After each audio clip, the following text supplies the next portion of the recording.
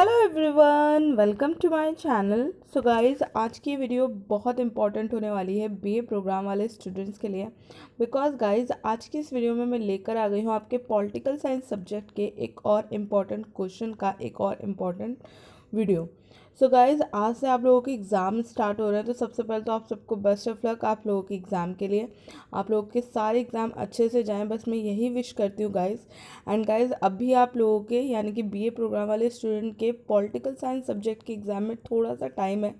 तो गाइस, तब तक मैं आप लोगों को इसी तरीके से वीडियोस प्रोवाइड करती रहूँगी ताकि एग्ज़ाम के दिन तक आप लोगों की अच्छे से प्रिपरेशन हो जाए। एंड आप लोगों को बिल्कुल भी टेंशन लेने की ज़रूरत नहीं है guys.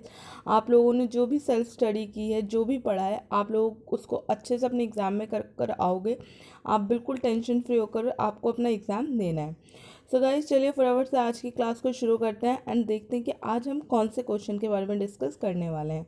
So guys, right now जो क्वेश्चन पेपर आप लोग स्क्रीन पे देख रहे हैं, इसके अंदर से मैंने आप लोगों को क्वेश्चन नंबर फर्स्ट अच्छे से कंप्लीट करा दिया है। क्वेश्चन नंबर सेकंड भी मैंने आप लोगों को करा दिया है एंड क्वेश्चन नंबर थर्ड भी हम लोग कर चुके हैं। एंड आज हम डिस्कस करने वाले हैं क्वेश्चन नंबर 4 के बारे में। सो गाइस, क्वेश्चन नंबर 4 के अंदर हमसे क्या पूछा जा रहा है, चलिए फटाफट से देख लेते हैं। सो गाइस, क्वेश्चन नंबर 4 के अंदर हमसे पूछा जा रहा है, अमेरिका के राष्ट्रपति की बढ़ती शक्तियों का आलोचनात्मक परीक्षण कीजिए। सो बेसिकली गाइज, हमसे क्वेश्चन नंबर 4 के अंदर अमेरिका के राष्ट्रपति की शक्तियों के बारे में पूछा जा रहा है और उनकी आलोचना करने को बोला जा रहा है। सो गाइज, इस कंप्लीट क्वेश्चन से रिलेटेड मैं आपके साथ सारे पॉइंट्स को डिस्कस करने वाली हूँ वन बाय वन करके। तो चलिए गाइज, फटाफट से वन बाय वन करके डिस्कस करना शुरू करते हैं। सो गाइस, यहाँ पे हम आ चुके हैं हमारे सबसे पहले पॉइंट के ऊपर, जो कि है इंट्रोडक्शन यानी कि परिचय। सो गाइस, इस क्वेश्चन के आंसर में आपको सिंपल से बताना है कि अमेरिका के राष्ट्रपति की शक्तियों के संबंध में फर्ग्यूनिस तथा मैक हेनरी ने लिखा कि अमेरिकी राष्ट्रपति का पद किसी भी प्रजातांत्रिक राज्य द्वारा निर्मित सर्वाधिक शक्तिशाली पदों में से एक है। अमेरिकी राष्ट्रपति की शक्तियां वास्तविक होती हैं, उसके सभी मंत्री उसके प्रति उत्तरदायी होते हैं। अमेरिका के राष्ट्रपति का निर्वाचन प्रक्रिया। सो गाइज, इंट्रोडक्शन के अंदर आपको जो दो चीज़ें सबसे ज़्यादा ध्यान के अंदर रखनी है वो ये रखनी है, इन दो थिंकर्स का नाम। सो गाइज, इन दोनों थिंकर्स के नाम को आपको ज़रूर मेंशन करना है, जिनके अकॉर्डिंग अमेरिका के राष्ट्रपति का जो पद है वो सबसे ज़्यादा पावरफुल पद बताया गया है। तो गाइज, आप लोगों को बस इसी तरीके से इन चीज़ों को मेंशन करना है। बेसिकली गाइज, इस इंट्रोडक्शन को आपको खुद से सोच सोच कर समझ कर लिखना है। अभी आपके एग्ज़ाम में टाइम है, तो आपको प्रैक्टिस के तौर पर इस क्वेश्चन को करना है एंड आपको खुद से इसके इंट्रोडक्शन को थोड़ा लंबा करना है। तो गाइज, यहाँ पे बस आपको यही ध्यान रखना है कि दो जो हमारे फेमस थिंकर हैं उनके अकॉर्डिंग अमेरिकी राष्ट्रपति का पद सबसे ज़्यादा पावरफुल पद है। और अमेरिकी राष्ट्रपति का पद इतना पावरफुल होने का जो रीज़न है वो ये है कि जो अमेरिकी राष्ट्रपति की जो शक्तियाँ होती हैं वो रियल होती हैं और उसके जितने भी मंत्री होते हैं वो सब उसके प्रति उत्तरदायी होते हैं। तो गाइज, ये चीज़ आपको इस इंट्रोडक्शन के अंदर रिमेंबर रखनी है, तीन चीज़ें। गाइज, अब हमारा नेक्स्ट पॉइंट की तरफ हम चलते हैं। गाइज, हमारा नेक्स्ट पॉइंट है अमेरिका के राष्ट्रपति का चुनाव, यानी कि अमेरिका के राष्ट्रपति की निर्वाचन प्रक्रिया यानी कि चुनाव प्रक्रिया। गाइज, शक्तियों के बारे में पढ़ने से पहले आपको इस पॉइंट को जानना बहुत इंपॉर्टेंट है, क्योंकि इससे रिलेटेड क्वेश्चन भी आपके एग्जाम में आ सकता है। क्वेश्चन थोड़ा सा घुमा कर भी आपसे पूछा जा सकता है। तो गाइज, चलिए फटाफट से इस पॉइंट को देख लेते हैं। संयुक्त राज्य अमेरिका के राष्ट्रपति का पद विश्व की कार्यपालिकाओं में शक्ति और सम्मान की दृष्टि से अत्यंत ही महत्वपूर्ण और प्रभावशाली है। अमेरिका के राष्ट्रपति का चुनाव हर 4 वर्ष में होता है। अमेरिकी संविधान निर्माताओं ने पर्याप्त विचार विमर्श करने के बाद राष्ट्रपति के पद की निर्वाचन प्रक्रिया तय की है। संयुक्त राज्य अमेरिका में राष्ट्रपति का चुनाव निर्वाचन मंडल द्वारा होता है, जिसमें अमेरिका के हर राज्य से उतने सदस्य चुने जाते हैं जितने की प्रतिनिधि सभा तथा सीनेट में चुने जाते हैं। अमेरिकी अमेरिका की जनता राष्ट्रपति के नाम से ही वोट डालती है। हर राज्य से चुने हुए ये सदस्य निर्धारित तिथि को एक दिन अपने राज्य की राजधानी में इकट्ठा होकर राष्ट्रपति के पद उम्मीदवारों में से राष्ट्रपति का चुनाव करते हैं। निर्वाचन में हर राज्य का मत एक माना जाता है। जीतने के लिए उम्मीदवार को 50% मत लाने जरूरी होते हैं। अगर किसी उम्मीदवार को 50% मत ना मिले तो फिर भी प्रतिनिधि सभा द्वारा राष्ट्रपति का निर्वाचन कर देते हैं। तो गाइज आप लोगों को इस पूरे पैराग्राफ को इसी तरीके से ध्यान रखना है। बिल्कुल सिंपल लैंग्वेज में मैंने आपको एक्सप्लेन किया है। सबसे पहले आपको कुछ की पॉइंट्स को ज़रूर ध्यान के अंदर रखना है अगर अमेरिका के राष्ट्रपति से रिलेटेड आपके एग्जाम में कोई भी क्वेश्चन आता है। तो गाइज सबसे पहली चीज़ तो आपको ये ध्यान रखनी है कि अमेरिका के राष्ट्रपति का चुनाव हर 4 साल में होता है और अमेरिका के राष्ट्रपति का चुनाव एक निर्वाचन मंडल द्वारा किया जाता है। ठीक है गाइज। इसके बाद आपको ये याद रखना है कि एक किसी भी उम्मीदवार को चुनाव जीतने के लिए 50% मत लाने होते हैं और अगर किसी कंडीशन में किसी भी उम्मीदवार को 50% मत नहीं मिलते तो फिर प्रतिनिधि सभा द्वारा निर्वाचन मंडल द्वारा राष्ट्रपति को चुन लिया जाता है। तो गाइज ये पूरा पॉइंट आपको इस तरीके से अपने माइंड के अंदर रखना है। गाइज हमारा नेक्स्ट पॉइंट है अमेरिका के राष्ट्रपति को पद से हटाने की प्रक्रिया। गाइज इस पॉइंट को बस आपको इतना ही ध्यान रखना है जितना कि यहाँ पे मैंने आपके लिए मेंशन किया है, ज़्यादा आपको डिटेल में नहीं जाना है। तो गाइज यहाँ पे मेंशन किया गया है कि अमेरिकी संविधान के अनुच्छेद 2(4) के मुताबिक अमेरिका के राष्ट्रपति को महाभियोग द्वारा हटाया जा सकता है। राष्ट्रपति पर महाभियोग देशद्रोह, भ्रष्टाचार या किसी घोर अपराध पर ही लगाया जा सकता है। तो गाइज इस वाले पॉइंट को आपको इस तरीके से ध्यान रखना है एंड गाइज ये अनुच्छेद आपको नहीं भूलना है, ये इम्पॉर्टेंट है आपके लिए। तो गाइज अब हमारा जो नेक्स्ट पॉइंट है वो है अमेरिका के राष्ट्रपति की शक्ति व कार्य। तो गाइस जो हमारा इसके अंदर सबसे पहला पॉइंट है वो है विधायी शक्ति व कार्य, यानी कि अमेरिका के राष्ट्रपति की कानून संबंधी शक्तियाँ। इस क्षेत्र में उसे सबसे महत्वपूर्ण शक्ति संघीय कानूनों को लागू करने और व्यवस्था बनाए रखने की शक्ति प्राप्त है। अमेरिकी राष्ट्रपति कांग्रेस नए कानून एवं नियम बनाने के निवेदन कर सकता है। कांग्रेस द्वारा पारित किसी भी कानून को स्वीकृति देना या न देने का अधिकार भी अमेरिकी राष्ट्रपति को प्राप्त है। अगर वह चाहे तो कांग्रेस द्वारा पारित किसी भी विधेयक को पुनः विचार करने के लिए कांग्रेस को लौटा सकता है। लेकिन अगर कांग्रेस राष्ट्रपति द्वारा लौटाए हुए विधेयक को पुनः 2/3 बहुमत से पारित कर दे तो राष्ट्रपति को हस्ताक्षर करना जरूरी हो जाता है। राष्ट्रपति को विशेष परिस्थितियों में कांग्रेस का अधिवेशन बुलाने का भी अधिकार है। सो गाइस जो हमारा सबसे पहला पॉइंट है वो है विधायी शक्तियाँ। विधायी शक्तियों का कहने का मतलब है कानून संबंधी शक्तियाँ।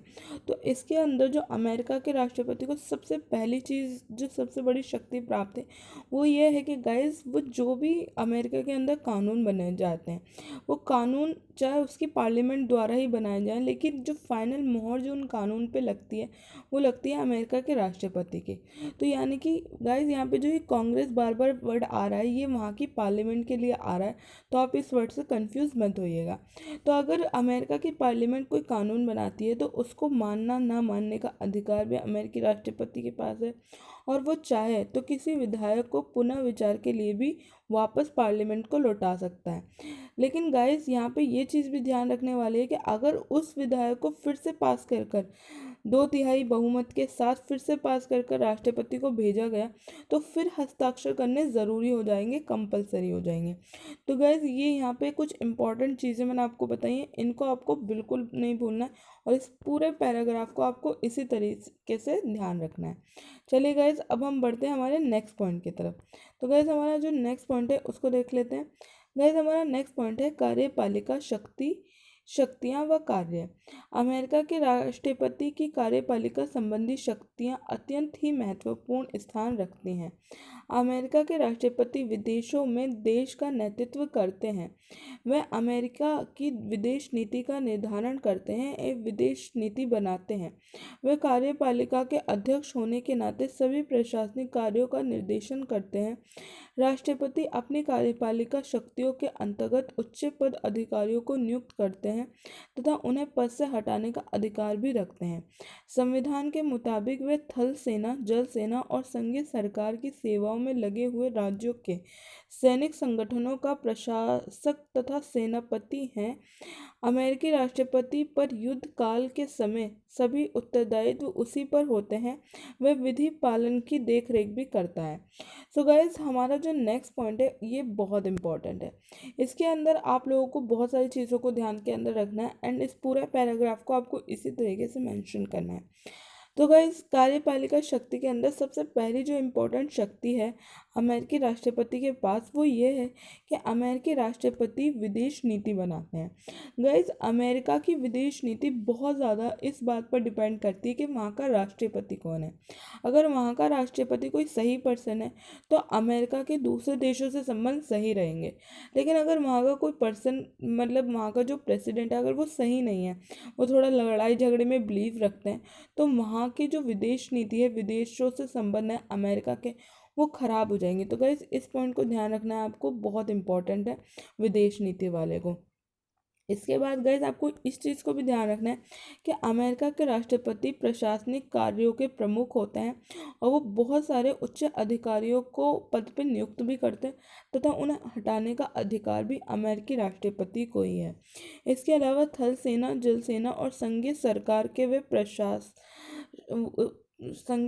के प्रशासन को भी वे देखते हैं तथा इन तीनों सेनाओं के सेनापति भी अमेरिका के राष्ट्रपति को ही माना जाता है और युद्ध काल में भी सारा दायित्व अमेरिका के राष्ट्रपति के ऊपर ही होता है।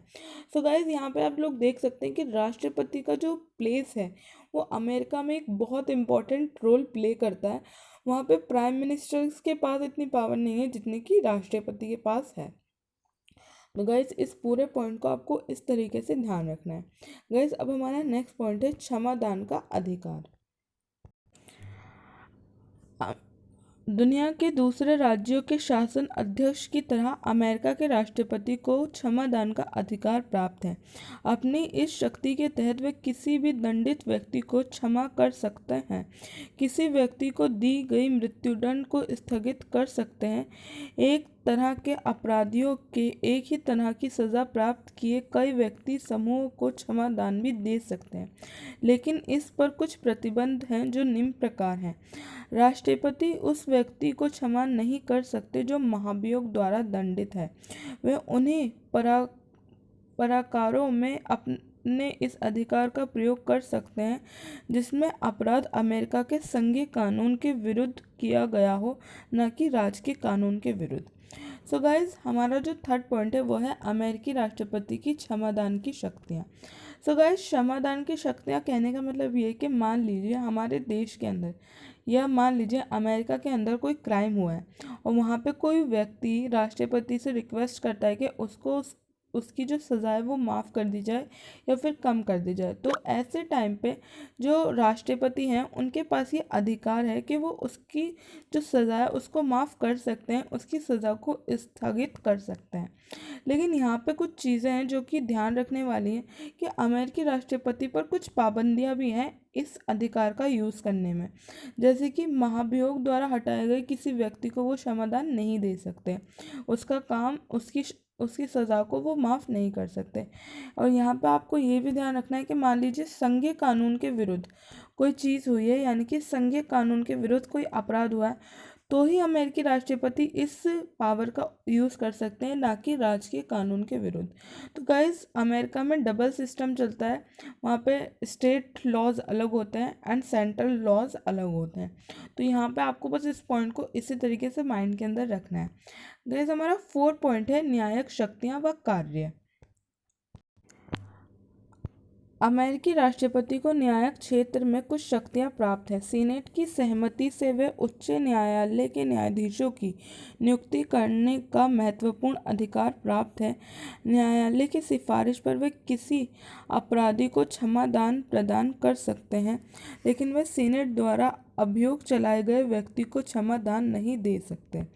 सो गाइस, न्यायिक शक्तियों में बस आपको इतना ही ध्यान रखना है कि अमेरिकी राष्ट्रपति वहाँ के सीनेट की सहमति से सर्वोच्च न्यायालय के न्यायाधीशों की नियुक्ति करते हैं, तथा अगर न्यायालय उनको बोलता है किसी व्यक्ति को क्षमादान देने को, तो वो उसको क्षमादान भी कर सकते हैं।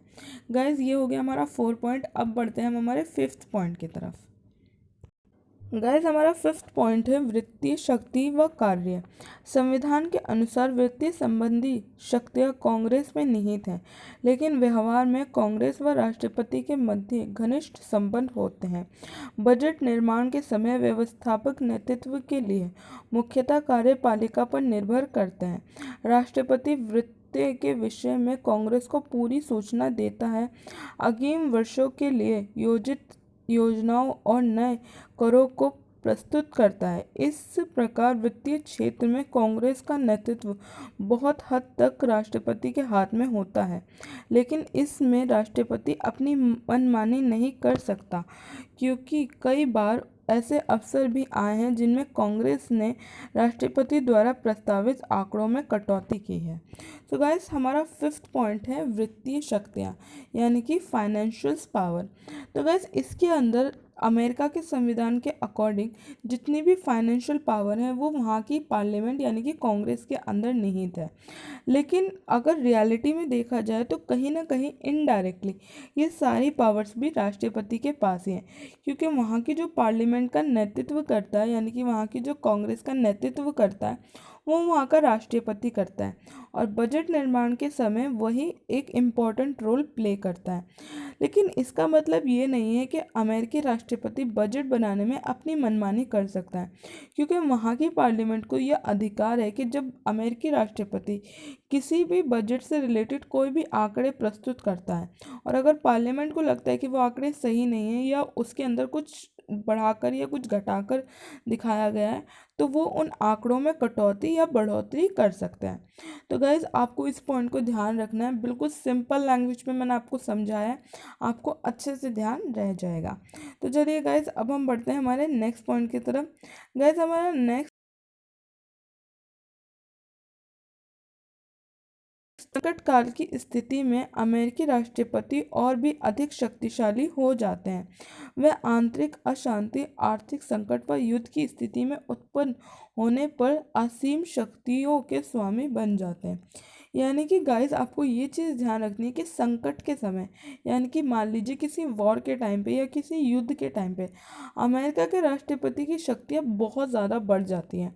उनके ऊपर काफ़ी सारी नई नई शक्तियाँ उनको मिल जाती हैं, और उस टाइम पे उनके पास काफ़ी सारी शक्तियाँ होती हैं जिनका यूज़ कर कर वो सिचुएशन को कंट्रोल कर सकते हैं और सिचुएशन को हैंडल करने की कोशिश कर सकते हैं, और कहीं ना कहीं इन पावर्स का मिसयूज़ भी किया जा सकता है। तो गाइज़, ये यहाँ पे हमारा 6 पॉइंट हो गया। गाइज़, अब हमारा जो नेक्स्ट पॉइंट है वो है अमेरिका के राष्ट्रपति की शक्तियों की आलोचना। सो गाइज़, हमारे क्वेश्चन के अंदर हमसे दो चीज़ें पूछी गई थी। पहली चीज़ तो हमने डिस्कस कर ली, अमेरिका के राष्ट्रपति की शक्तियाँ, और दूसरी अब हमें डिस्कस करनी है इन शक्तियों की आलोचना, कि बेसिकली कैसे इन शक्तियों की आलोचना की जा सकती है। पिछले कुछ समय में अमेरिकी राष्ट्रपति की शक्तियाँ बढ़ी हैं और उनका उपयोग भी बढ़ गया है। राष्ट्रपति की शक्तियों का गलत उपयोग कोई नई बात नहीं है।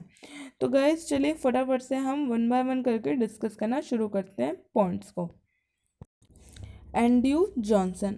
अमेरिकी गृह युद्ध के बाद डेमोक्रेटिक पार्टी के राष्ट्रपति एंड्रयू जॉनसन रिपब्लिक पार्टी के नेतृत्व वाली कांग्रेस के हाथ हार चुके दक्षिण राज्यों के विकास के मुद्दे को लेकर तकरार में रहते थे।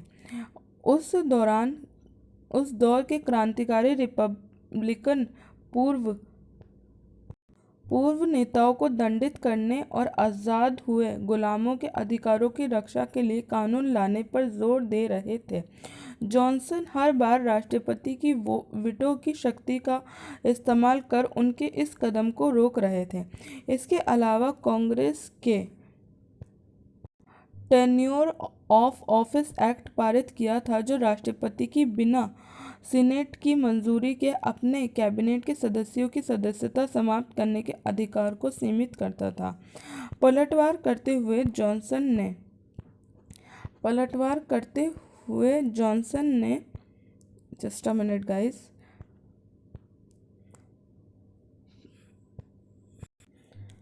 पलटवार करते हुए जॉनसन ने अपनी राजनीतिक प्रतिद्वंद्विता और कैबिनेट सदस्य एडविन को निलंबित कर दिया।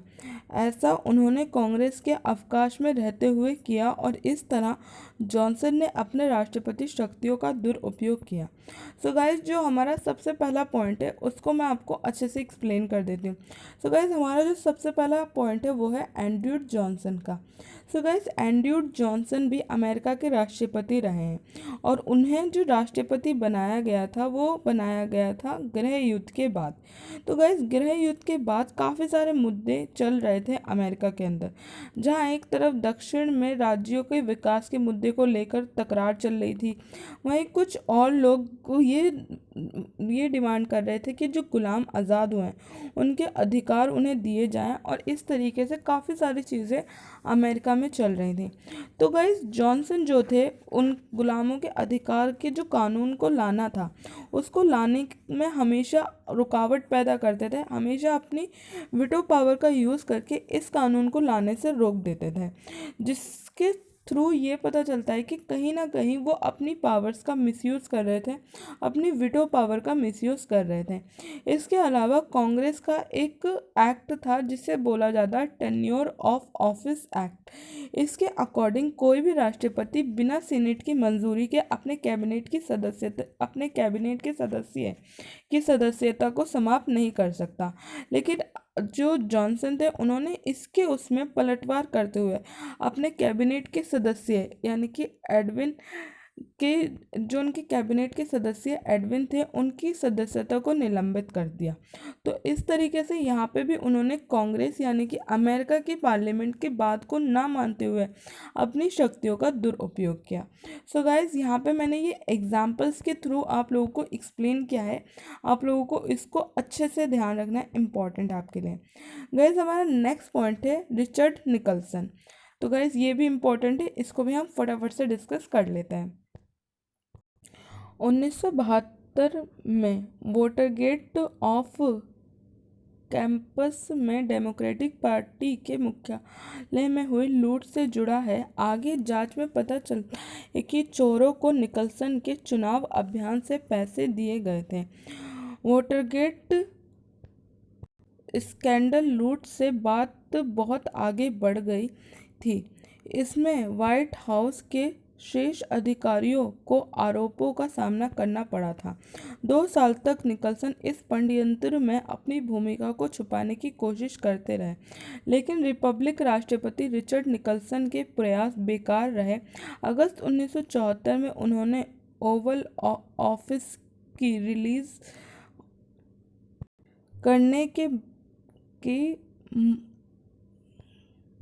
करने के लिए मजबूर होना पड़ा। इसमें वे CIA को ये कहते हुए सुनाए गए कि वोटरगेट लूट मामले में FBI की जांच को रोका जाए। सो गाइस, हमारा जो नेक्स्ट पॉइंट है वो है रिचर्ड निकल्सन का। सो गाइस, रिचर्ड निकल्सन भी अमेरिका के राष्ट्रपति रहे हैं और उन्होंने भी अपनी पावर्स का मिसयूज़ किया है, जो कि यहाँ पे हमें पता चलता है। 1972 में वोटरगेट ऑफिस कैंपस में डेमोक्रेटिक पार्टी के मुख्यालय में लूट होती है, और इस लूट में जो लोग शामिल होते हैं उन सभी लोगों की जो फंडिंग की गई होती है वो निकल्सन के चुनाव अभियान से की गई होती है।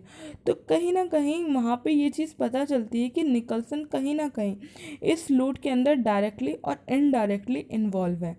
इस वोटरगेट स्कैंडल लूट से बचने के लिए बहुत ज़्यादा प्रयास किया जाता है निकल्सन द्वारा, लेकिन ये बात बहुत ज़्यादा आगे बढ़ जाती है और इसके अंदर अमेरिका के व्हाइट हाउस के उच्च अधिकारियों का नाम भी शामिल हो जाता है। 2 साल तक निकल्सन कोशिश करते रहते हैं कि इस बात को छुपा कर रखे जाए, लेकिन ऐसा नहीं होता और फिर उनको अपनी एक सबूतों को रिलीज करने पर मजबूर होना पड़ता है, और जो वहाँ पे उनकी की जाती है जिसके अंदर वो कहते हैं कि वोटरगेट लूट मामले में FBI की जांच को रोका जाए। सो गाइस, यहाँ पे आपको इस पॉइंट को भी इस तरीके से ध्यान रखना है, पूरे पॉइंट को आपको मैंने अच्छे से एक्सप्लेन कर दिया है। गाइस चलिए अब हम बढ़ते हैं हमारे नेक्स्ट पॉइंट की तरफ। नेक्स्ट पॉइंट है हमारा बिल। तो गाइस हमारा नेक्स्ट पॉइंट है बिल क्लिंटन। राष्ट्रपति बनने के 1 साल के बाद ही राष्ट्रपति बिल क्लिंटन पर न्याय विभाग के विशेष अभियोजक की जांच शुरू हो गई। विशेष अभियोजक कैथर स्टार के नेतृत्व में चल रही इस जांच में उनके रियल एस्टेट के सौदे की जांच की जा रही थी, लेकिन बाद में जनवरी 1998 में व्हाइट हाउस में मोनिका लेविस्की के साथ उनके अफेयर को भी जांच में शामिल किया गया।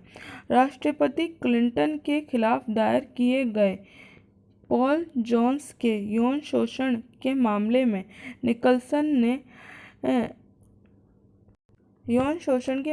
क्लिंटन ने लेविस्की से उनके संबंधों के बारे में पूछा गया था। 17 जनवरी को क्लिंटन ने शपथ लेते हुए कहा कि उनका लेविस्की के साथ कोई अफेयर नहीं था। इस मामले में भी ऐसा कहा जाता है कि क्लिंटन ने अपनी राष्ट्रपति शक्तियों का उपयोग करके इस मामले को रफा दफा किया था। सो गाइस हमारा जो नेक्स्ट पॉइंट था वो था बिल क्लिंटन से रिलेटेड। गाइस बिल क्लिंटन भी अमेरिका के राष्ट्रपति रहे हैं और उनके राष्ट्रपति बनने के 1 साल के अंदर ही उनके रियल एस्टेट बिजनेस से रिलेटेड कुछ जांचें की गई, जिसके अंदर पता चला कि उनके द्वारा कुछ गलत पावर्स का मिसयूज़ किया गया है। इसके अलावा उनके ऊपर एक महिला के साथ गलत व्यवहार का भी आरोप लगा, जो कि यहाँ पे उनके द्वारा मेंशन किया गया कि उन्होंने ऐसा कुछ नहीं किया है। हालांकि आगे चलकर इसकी जांच हुई और इस मामले को रफा दफा कर दिया गया, लेकिन वहाँ के काफ़ी सारे न्यूज़पेपर्स यानी कि काफ़ी सारे लोग ये बोलते हैं कि इस मामले में भी अमेरिका के राष्ट्रपति ने अपनी पावर्स का मिसयूज़ किया था। सो गाइज ये सारे इंपॉर्टेंट पॉइंट मैंने आपके साथ डिस्कस कर लिए ना। लास्ट में आपको जो एक इम्पॉर्टेंट पॉइंट मेंशन करना है वो है हमारा निष्कर्ष यानी कि हमारा कंक्लूजन। तो गाइज लास्ट में आपको निष्कर्ष कुछ इस तरह से देना है कि अंत में हम इस निष्कर्ष पर पहुंचते हैं कि अमेरिकी राष्ट्रपति का पद संपूर्ण विश्व में बहुत ही सम्मानजनक दृष्टि से देखा जाता है, परंतु इसमें कोई दो राय नहीं है कि समय समय पर इस पद से प्राप्त होने वाली शक्तियों का दुरुपयोग किया गया है। इस आधार पर विश्व के बहुत सारे राजनीतिज्ञ अमेरिकी राष्ट्रपति के पदों की कड़े शब्दों में आलोचना करते हैं। तो गाइज़ ये हमारा लास्ट में निष्कर्ष भी कंप्लीट होता है। तो गाइज़ उम्मीद करती हूँ कि आज की वीडियो आप लोगों के लिए बहुत ज़्यादा हेल्पफुल रहेगी। एंड गाइज़ अगर वीडियो के अंदर आपको मेरी की हुई मेहनत अच्छी लगी हो तो प्लीज़ इस वीडियो को लाइक कर दीजिएगा, अपने दोस्तों के साथ शेयर कर दीजिएगा। एंड गाइज़ आप लोग बिल्कुल टेंशन मत लीजिए, आज आपके लिए काफ़ी सारी वीडियोज़ आने वाली हैं, तो सभी वीडियोज़ को आप लोग देखिएगा, आपकी काफ़ी ज़्यादा हेल्प होगी। तो गाइज़ आज की इस वीडियो में बस इतना ही। मिलती हूँ मैं आप सबसे अपनी नेक्स्ट वीडियो के अंदर, तब तक के लिए थैंक यू सो मच।